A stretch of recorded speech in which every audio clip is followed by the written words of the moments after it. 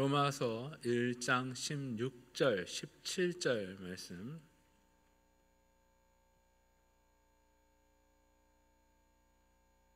네, 찾으셨으면 우리 한 목소리 힘차게 같이 읽겠습니다. 내가 복음을 부끄러워하지 아니하노니 이 복음은 모든 믿는 자에게 구원을 주시는 하나님의 능력이 됨이라. 먼저는 유대인에게요 그리고 헬라인에게로다. 복음에는 하나님의 의가 나타나서 믿음으로 믿음에 이르게 하나니 기록된 바 오직 의인은 믿음으로 말미암아 살리라 함과 같으니라. 아멘. 복음은 예수 그리스도다, 이렇게 말씀을 드렸습니다. 예수 그리스도께서 이 땅에 오시고 십자가에 죽으시고 그 피로 우리의 죄를 용서하시고 우리가 믿음으로 구원함을 받고 예수님이 부활하심으로 우리도 부활하여 영원한 생명을 얻게 되는 기쁨의 소식, 이것이 바로 복음이고 예수 그리스도의 사역이라고 말씀을 드렸습니다. 오늘은 복음의 기능에 대해서 말씀을 드리겠습니다. 16절에 보면 이 복음은 믿는 자에게 구원을 주시는, 복음은 믿는 자에게만 구원을 주십니다. 로마에 가시면은 성 요한 예배당이 있는데 그 예배당의 그 계단을 옛날에 빌라도 법정에 있었던 돌을 가져다가 계단을 만들었습니다. 그래서 사람들은 이 계단을 예수님이 밟았던 돌이라고 하여 거룩한 계단이라고 이야기를 합니다. 로마를 방문하는 순례자들은 무릎으로 그 계단을 오르며 기도했습니다. 어떤 계단에는 예수님의 피 흔적이 남아있다고 하여 예배자들은 거기에 키스를 하고 다른 계단에 오르기 전 오랫동안 엎드려 기도하기도 하였습니다. 루터도 다른 순례자들과 마찬가지로 계단에 무릎으로 올랐습니다. 그때 그의 마음속에 의인은 믿음으로 말미암아 살리라 말씀이 크게 들렸어요. 루터는 두려움 속에 살고 있었습니다. 루터는 행함으로 구원을 받는 줄 알았습니다. 그러나 믿음으로 구원받는다고 하는 깨달음을 갖게 될 때 벌떡 일어나게 되고 또 그 일을 통해서 루터는 종교개혁의 일을 시작하게 되었습니다. 루터는 일로서 행위, 워크라고 하는 일로서 구원을 받는 것으로 생각을 했습니다. 그러나 믿음은 행위가 아닙니다. 하나님이 보내신 그리스도의 일을 받아들이는 것을 말씀하고 있습니다. 창세기에도 아브라함이 하나님께 믿음으로 의로움을 받게 되었습니다. 아브라함이 여호와를 믿으니 여호와께서 이를 그의 의로 여기셨다. 또 하박국 선지자는 의인은 그의 믿음으로 말미암아 살리라 말씀했습니다. 하박국은 당시 바벨론으로부터 위협을 받고 있는 상황에서 활동을 하게 됩니다. 유대인들은 악한 세력이 더 잘 되는 현실을 보면서 하나님께 불평하며 원망하였습니다. 그러나 하나님이 하박국에게 주신 말씀은 어떠한 상황 속에서도 하나님께 대한 믿음을 가질 때에 구원의 역사가 이루어지게 됨을 말씀해 주셨습니다. 하나님은 은혜가 풍성하신 분이십니다. 우리의 삶은 그저 그럭그럭 살아간다고 하지만은 우리 믿는 사람들은 하나님의 은혜로 살아가는 것입니다. 인간이 교만하여 자신의 삶에 자신의 능력을 가지고 나의 잣대를 가지고 맞추게 될 때 우리는 하나님의 은혜를 받아들이지 못하는 것입니다.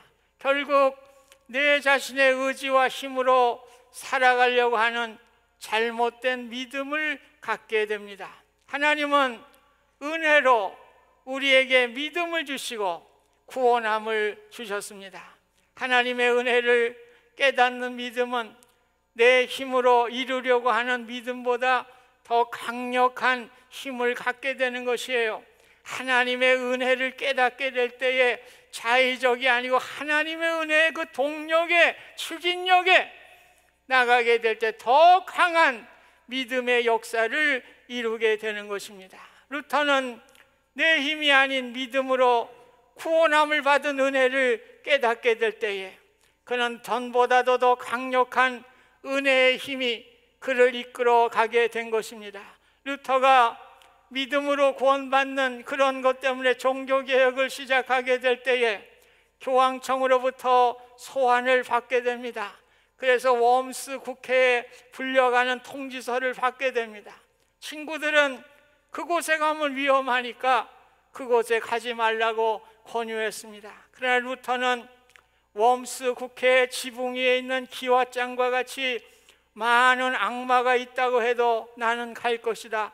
하나님이시여, 사랑하는 독생자 예수 그리스도의 이름 때문에 나를 도와주소서. 나의 방패, 나의 보호하심이 되시며 성령의 능력과 역사하심에서 나의 높은 처소가 되어 주소서. 오늘 자의적이 아니고 하나님의 은혜의 동력으로 이렇게 하게 될 때 루터는 더 강한 믿음의 사람이 되게 된 것입니다. 예수님은 누가복음 18장 9절 이하에 보면 바리새인과 세리의 비유를 말씀하고 있습니다. 두 사람이 다 성전으로 올라갔습니다. 바리새인은 서서 따로 기도하여 이르되 하나님이여, 나는 다른 사람들 곧 토색, 불이, 간음을 하는 자들과 같지 아니하고 이 세리와도 같지 아니함을 감사하나이다. 나는 일주일에 2번씩 금식하고 또 소득의 11조를 드립니다. 자기의 의의를 나타냈어요. 자기의 힘으로 무엇을 하려고 하나님의 은혜가 전혀 없어요. 반면에 세리는 멀리 서서 감히 눈을 들어 하늘을 쳐다보지도 못하고 다만 가슴을 치며 이르되 하나님이여, 불쌍히 여기소서, 나는 죄인이로소이다. 예수님은 뭐라고 말씀해 주셨습니까?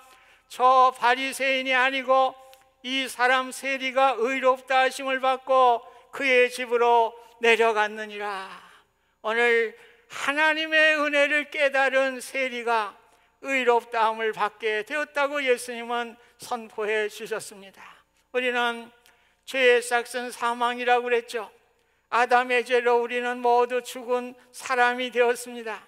그러나 하나님의 은혜로 예수 그리스도의 복음을 주셔서 믿음으로 구원함을 받았습니다. 이 놀라운 진리가 우리를 더욱 감사와 기쁨과 은혜의 자리로 이끌어 가는 것입니다. 하나님의 은혜로 내가 구원을 받았다고 하는 사실을 알게 될 때에 우리의 삶에 더욱더 은혜와 감격의 추진력이 더 많아져서 우리가 하나님 앞에 아름다운 믿음의 삶을 살아갈 수가 있는 것입니다. 두 번째는 이 복음은 믿는 자에게 구원을 주실 뿐만 아니라 하나님의 능력입니다. 오늘 복음은 구원을 주실 뿐만 아니라 하나님의 능력이 되는 것입니다. 바울은 복음을 부끄러우지 아니하면 하나님의 능력이라 이렇게 이야기를 했습니다. 복음은 능력입니다.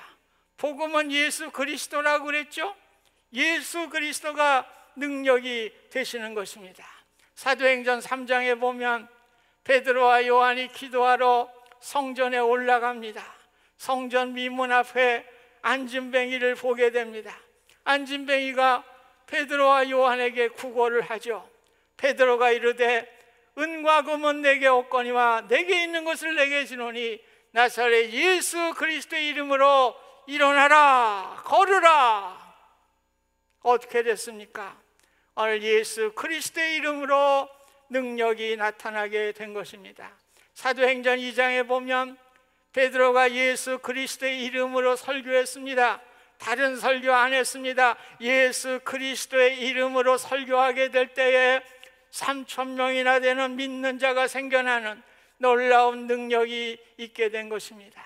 반면에 마가복음 6장에 가면 예수님이 고향에 가셔서 안식일에 회당에 가르칩니다. 그럴 때 고향 사람들이 얼마나 비양거렸습니까? 저 뭐 요셉의 아들 저 한심한 그저 사람이지 뭐 이렇게. 예수님을 믿지 않았어요. 그럴 때 거기서는 아무런 능력을 행할 수가 없었습니다. 예수님은 그들이 믿지 않음을 이상히 여기셨다 말씀합니다. 복음의 능력은 믿음에서 오는 거예요. 교회에서도 예수 그리스도의 복음의 능력을 전해야 하는 것입니다. 교회가 세상적인 비전과 희망을 자꾸 얘기해서는 안 돼요. 대표적인 예가 캘리포니아의 수종교회입니다. 라바 슐러 목사님은 심리학자예요. 심리학적으로 사람들에게 어떻게 희망을 주나 이런 메시지를 계속 전달했습니다. 처음에는 사람들이 너무 좋아서 그저 많이 모였죠. 결국에는 그 교회가 문을 닫게 되었습니다. 오늘 그리스도의 능력은 세상의 출세와 물질이 아닌 것입니다. 교회에서 비전을 이야기하면서 믿음으로 세상에서 출세하고 많은 돈을 벌 수 있다는 잘못된 말씀을 전하는 경우가 있습니다. 오늘 한국교회의 어려움이 바로 믿음으로 모든 세상적인 것을 누릴 수 있다고 하는 메시지로부터 오게 된 것입니다. 복음의 능력을 가졌던 초대교회 성도들을 보세요. 예수를 믿는다는 이유 때문에 십자가에 못 박혀 죽고 돌에 맞아 죽고 살갗이 벗겨져서 죽고 기름가마에 튀겨져서 죽고 톱으로 켜서 죽임을 당하고 십자가에 달려 밤에는 그 불꽃놀이의 구경거리가 되었습니다. 그럼에도 불구하고 그들이 믿음을 지키며 복음을 붙들 때 복음의 능력이 나타난 거예요. 오늘 그러한 믿음을 통해서 로마가 기독교화하게 되는 놀라운 하나님의 능력이 나타나게 된 것입니다. 우리는 구원의 능력을 회복해야 합니다. 복음의 능력이 나타날 때 우리는 참 행복과 은혜를 누릴 수가 있는 것입니다. 세상에서 정신적으로 육체적으로 맛볼 수 없는 축복이 구원의 능력에 담겨져 있습니다. 세상의 출세와 물질이라는 것은 그저 일시적으로 행복할지는 모르지만은 완전한 행복을 줄 수가 없는 것입니다. 오히려 정신적인 고통과 마음의 불안을 가지고 살아가는 사람들이 많이 있는 것입니다. 자살하는 사람들 보세요. 세상적으로 출세한 사람, 물질을 가진 사람들이 더 많이 자살을 하는 것입니다. 이는 진정한 행복이 세상이 말하는 행복과는 다르다는 것을 우리에게 말씀해 주고 있습니다. 그러나 복음의 능력은 우리 마음에 큰 영향을 주는 것이지요. 불안했던 사람들이 마음의 평화를 누리게 되고 고독했던 사람들이 자유함을 얻게 됩니다. 원한에 쌓였던 사람들이 모든 사람을 용서하며 마음의 기쁨을 주는 것입니다. 이것이 바로 복음의 능력입니다. 청교도의 신앙은 복음의 능력을 나누어주는 그런 일들이었어요. 그래서 미국의 정신은 청교도의 신앙의 정신이 아직도 흐르고 있는 것입니다. 락펠러는 아버지로부터 남을 도와야 된다고 하는 이야기를 듣고 자랐어요. 그래 그가 16살에 그저 직공으로 취직을 했습니다. 무슨 돈을 많이 받았겠어요. 16살에 대학도 못 나왔는데. 그러나 그 어려움 속에서 남을 좀 도울 수 있는 이런 생각들을 하게 되고, 그가 후에는 미국의 석유 재벌이 되죠. 스탠다드 오일 컴퍼니, 지금의 엑선 모빌의 전신입니다. 미국의 석유의 90% 이상을 공급하는 아주 거부가 되었습니다. 그럼에도 불구하고 그는 많은 그의 거의 모든 재산을 사회에 기부하게 되는 하나님의 능력에 쓰임받게 된 것입니다.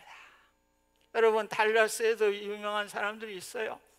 에너지 트랜스포 그룹이라고 하는 그룹이 있는데, 켈시 워렌 회장이 달라스 도심에 8차선 고속도로가 이제 뚫려서 글로 지나가는 그런 계획이 있었습니다. 그러면 달라스가 다 다운타운이 다 두동강 되는 거예요. 거의 뭐 고속도로. 그래서 이것을 좀 아름답게 해야겠다. 그래서 자기의 재산을 털었어요. 그리고 거기에 동조하는 사람들이 그 땅을 구입을 해가지고 여러분 잘 아시는 그 공원을 이제 만들게 되었습니다. 이 다운타운에 가면 크라이드 워렌 팍이라고 있어요. 달라스 살면서도 모르는 분들이 많더라고. 한번 가보세요. 크라이드 워렌 팍, 그 도심 중간에 공원을 만들어서 달라스의 도시를 아름답게 만드는 일에 공헌을 하게 된 것이죠. 요즘 뉴욕의 센트럴 파크도 마찬가지입니다. 그것이 1860년대에 만들어졌어요. 그러나 그 방치를 되게 되고 1960년에서 80년도에는 거기에 뭐 성매매자, 불황자들, 마약, 소굴이었어요. 얼마 안 돼요. 1980년대까지. 그러나 거기에 엘리자베스 로저스라고 하는 여성 정원사가 작은 일부터 시작한 거예요. 나무 트림도 하고 또 길거리도 이제 청소를 하고 그러는 가운데 많은 자원봉사자들이 함께 동참을 해서 뉴욕의 센트럴 파크를 지금과 같이 아름답게 만든 것입니다. 그래서 뉴욕 센트럴 파크는 정부에서 도와주는 거 아무것도 없어요. 전부 자원봉사자들이 센트럴 파크 보호단체를 만들어서 그 사람들이 자원봉사자들이 공원을 관리하고 감시하는 역할을 통해서 아름다운 공원을 유지하고 매년 4천만 명이 방문을 한다고 그러죠. 이게 아름다운 일입니다. 이게 다 청교도들의 정신을 가지고 복음의 능력을 나타내는 그러한 일들이에요. 미국밖엔 이런 나라가 없어요. 유럽도 이렇게 못해요. 오늘 청교도의 정신이 흐르기 때문에 자원봉사자 제일 많은 나라가 미국입니다. 유럽에 이렇게 없어요. 오늘 우리가 해야 될 일이 있습니다. 우리 돈은 없어요.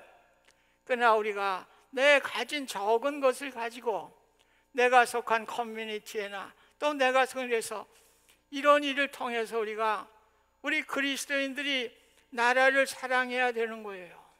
또 지역을 아름답게 만드는 일에 일조해야 되는 것이에요. 우리가 뭐 큰일 한다고 되는 게 아닙니다. 우리 여러분들이 다 미국에 지금 살고 계셔요. 그래서 어떤 분들은 나는 뭐 시민권자도 아닌데 나 미국 사람도 왜 와서 살아요 그럼? 여러분의 나라가 미국입니다. 시민권을 가졌던 안 가졌던 여기에 몸담고 사니까 여러분의 나라가 미국이에요. 미국을 위해서 적은 것이나마 내가 생각을 좀 하면서 살아야 됩니다. 우리 그리스도인들은 내가 뭘 작은 거라도 도와주고 좀 이바지할 일이 없는가? 오늘 이것이 복음의 능력이에요. 이것을 통해서 복음의 역사가 이루어지게 되는 것입니다.